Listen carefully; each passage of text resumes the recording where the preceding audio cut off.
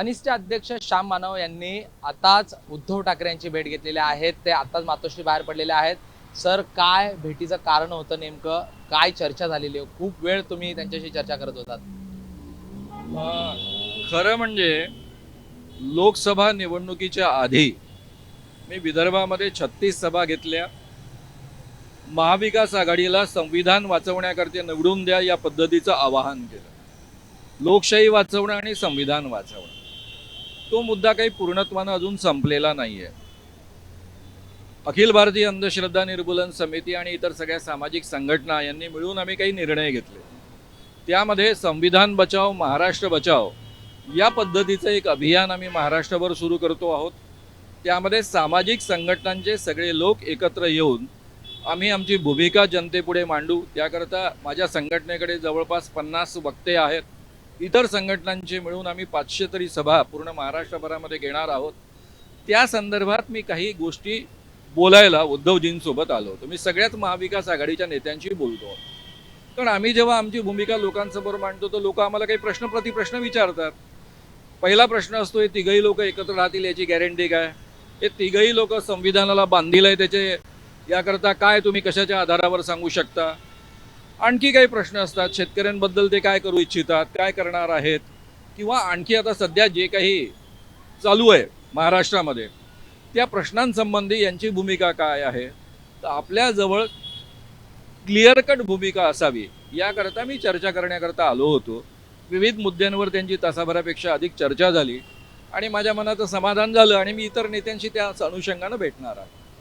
Sir, एकूण आता तुम्ही म्हणताय 500 पेक्षा जास्त सभा होतील, विधानसभेच्या पूर्वी ह्या सभा होतील आणि एकूणच या सगळ्या स्थितीमध्ये पुन्हा एकदा महाविकास आघाडी आणि यांना समर्थन या सभांमधून असेल. बरोबर, बिलकुल. इंडिया आघाडीचं समर्थन आम्ही लोकसभेच्या आधीही केलं होतं, आताही करणार आहे. कारण सध्या महाराष्ट्रापुढे आणि देशापुढे संविधानाचे प्रश्न निर्माण झालेले आहेत.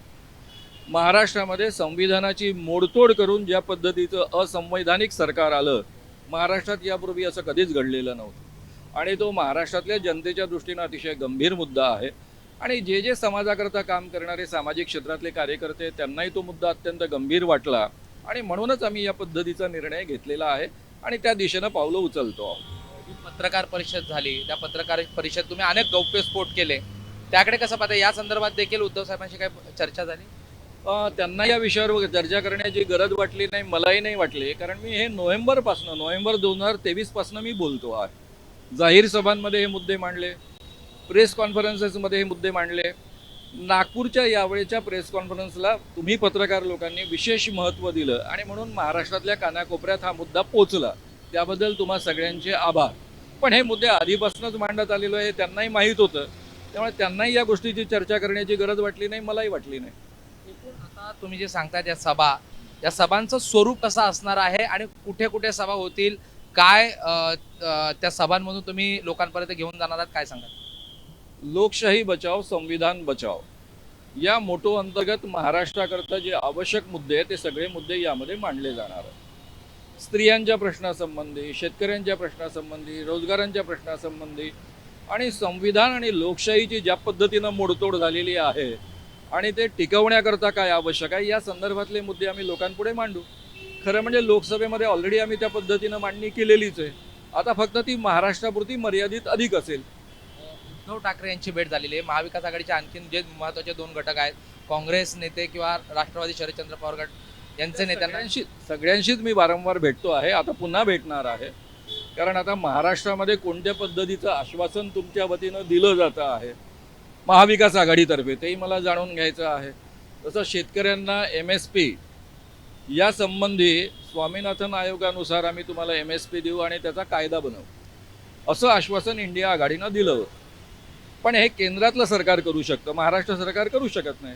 पण महाराष्ट्र सरकार नेमकेपणानं काय पावलं उचलू शकतं, म्हणजे महाविकास आघाडीचं सरकार आलं तर त्यासंबंधी प्रश्न विचारला. आता ही लाडकी बहीण योजना आहे, त्यासंबंधी तुमची भूमिका काय असणार आहे? कारण काँग्रेसने आपल्या जाहीरनाम्यामध्ये, न्यायपत्रामध्ये ऑलरेडी या पद्धतीचं आश्वासन दिलेलं आहे की दरवर्षी आम्ही महिलांच्या खात्यामध्ये 1 लाख रुपयापर्यंत रक्कम टाकू. ती रक्कम तर आज जे काही आश्वासन दिलं जातं त्यापेक्षा अधिक आहे. त्यातून अर्थव्यवस्थेला चालना मिळू शकते वगैरे मुद्दे आहेतच. त्या संदर्भात या महाविकास आघाडीची भूमिका काय असणार आहे? बेरोजगारीच्या संदर्भात महाविकास आघाडीची भूमिका काय असणार आहे. कारण आम्ही जेव्हा लोकांपुढे बोलायला जातो तेव्हा लोक आम्हाला प्रश्न पण विचारतात ना, या प्रश्नांची आम्हाला ठामपणे उत्तरं देता आली पाहिजे, म्हणून हे बोलण्यासाठी आलो होतो. आता जसं संविधानातली प्रस्तावना आहे, ती प्रस्तावना तुम्हाला मान्य आहे की नाही, तर उद्धव ठाकरेंनी ऑलरेडी सांगितलं होतं की ही प्रस्तावना मला 100% मान्य आहे, त्याच मूल्यांच्या दिशेनं आम्ही वाटचाल करणार आहोत. या महाविकास आघाडीच्या तिन्ही घटक पक्षांनी मान्य केलेलं आहे आणि आजच्या सरकारची वाटचाल त्याच्या नेमक्या विरुद्ध दिशेनं होते आहे, म्हणून तर हा ऑब्जेक्शनचा मुद्दा आहे. धन्यवाद सर. श्याम मानव सर माझ्याबरोबर होते, ज्यांनी आताच उद्धव ठाकरे यांची भेट घेतलेली आहे आणि ज्या पुढील काही दिवसांमध्ये 500 पेक्षा जास्त सभा महाराष्ट्रात विधानसभा निवडणुकीच्या दरम्यान आणि त्या अगोदर होतील आणि यामध्ये महाविकास आघाडीचं समर्थन करत असताना जे मुद्दे मांडले जातील त्या संदर्भात महाविकास आघाडीच्या नेत्यांचं काय मत आहे ते जाणून घेण्यासाठी आज ते मातोश्रीवर आलेले होते. कॅमेरा पर्सन अरविंद वारगेसह प्रशांत बडे, एबीपी माझा, मुंबई. एबीपी माझा, उघडा डोळे बघा नीट.